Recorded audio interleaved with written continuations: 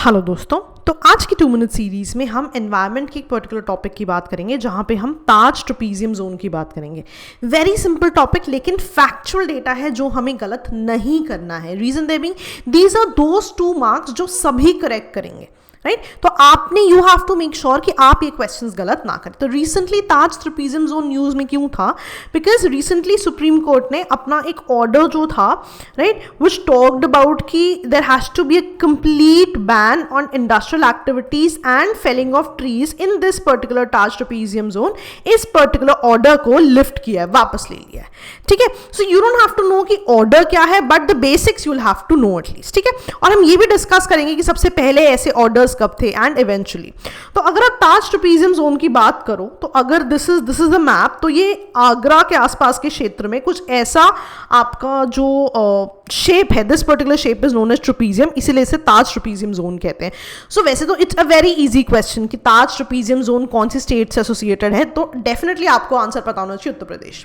Now ऐसे questions you can not get wrong, इसीलिए I want to discuss all these simple things as well. Now अगर आप Taj trapezium zone को देखो, if you see the diagram, अब इस पूरे ट्रेपीजियम में ये जो साइड्स हैं दे आर वेरी इंपॉर्टेंट। अब आप देखोगे फतेहपुर सीकरी भी इसी पर्टिकुलर ट्रेपीजियम जोन में है, आगरा फोर्ट भी इसी ट्रेपीजियम जोन में है, एंड ताजमहल तो है ही है। एंड आप देखोगे अकबर्स का टॉम भी इसी पर्टिकुलर ट्रेपीजियम में है। तो they can always ask you कि उस ट्रेपीजियम में कौन कौन सी जगह हैं which are of historical importance, because ये पर्टिकुलर क्वेश्चन जितना एनवायरमेंट के पर्सपेक्टिव से इंपॉर्टेंट है, वहां पे कल्चर का एस्पेक्ट भी आ जाता है। So this is those particular sort of questions जहां पे आपका एनवायरनमेंट और कल्चर के जो क्वेश्चंस हैं वो क्लब हो जाते हैं। ठीक है, तो अगर आप आगे देखो ताज ट्रेपीजियम जोन में, तो ताजमहल के अराउंड 10,400 स्क्वायर किलोमीटर्स का जो एरिया है उसे डिफाइन किया गया है एज ताज ट्रेपीजियम जोन। ठीक है, इतना जोन अलग से डिफाइन क्यों है? सो दैट इस पर्टिकुलर जोन में आप जो इस मॉन्यूमेंट है जो ताजमहल है उसको आप पोल्यूशन से बचाओ।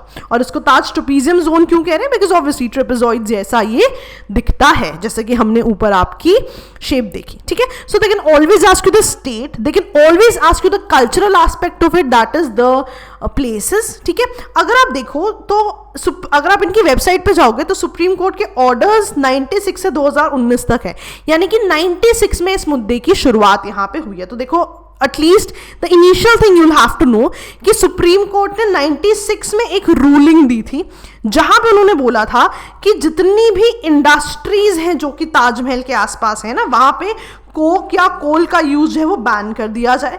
ठीक है, और ये जो कोक और कोल यूज करने वाली इंडस्ट्रीज हैं ये kहीं ना कहीं अब स्विच ओवर कर जाए to the natural gas. And इस पे भी बात हुई थी कि इन इंडस्ट्रीज को रिलोकेट किया जाए आउटसाइड दिस ट्रेपीजियम जोन, या इन इंडस्ट्रीज को एब्सोल्युटली शट डाउन भी किया जाए। तो ये सब कब बताया गया था? इस पे एक PIL फाइल हुई थी जिसपे ये बात की गई थी कि ताजमहल को प्रोटेक्ट किया जाए फ्रॉम एनवायरमेंटल पोल्यूशन। ठीक है, तो ना एक चीज आप ध्यान रखना, वैसे तो बहुत डायरेक्ट क्वेश्चन इस पे नहीं आना चाहिए, बट MC मेहता जी हैं, ठीक है, जितने भी आपके एनवायरनमेंट के आप केस देखोगे, जितने भी केस लॉ देखोगे, आप में से बहुत सारे ऐसे बच्चे होंगे जो लॉ ऑप्शन वाले होंगे, आप देखते होंगे कि ये जितने भी एनवायरनमेंट वाले केसेस हैं MC मेहता जी के ही केसेस होते हैं। अगर आप इस पर्टिकुलर ट्रेपीजियम का अगर आप केस लॉ भी देखोगे, जो केस का नाम है, उनमें भी MC मेहता जी डेफिनेटली रहेंगे। ठीक है जी, तो ये एक बहुत ही सिंपल सा एस्पेक्ट है जो आप याद रखेंगे। कभी अगर फार-फेच्ड आपको वैसे तो नहीं आना चाहिए, but let's say they ask you such a question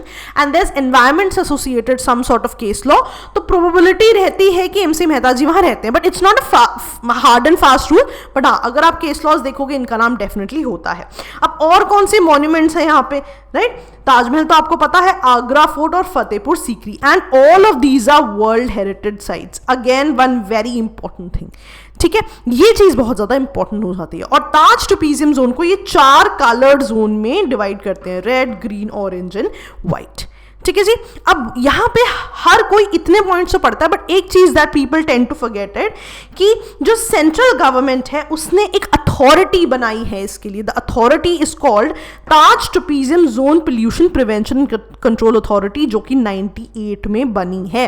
लेकिन वन वेरी इंपॉर्टेंट थिंग, इस अथॉरिटी को बनाने की पावर किस एक्ट से मिली है? Environmental protection act 1986। तो ये चीजें आप ध्यान रखेंगे कि सेंट्रल गवर्नमेंट ने अंडर एनवायरमेंट प्रोटेक्शन एक्ट के जो उनको पावर्स मिली हैं उससे इन्होंने ट्रापेजियम जो अथॉरिटी है वो बनाई है. तो people tend to miss this particular point even when they read rest everything. Alright, और इनके साल भी बहुत ज्यादा इंपॉर्टेंट है.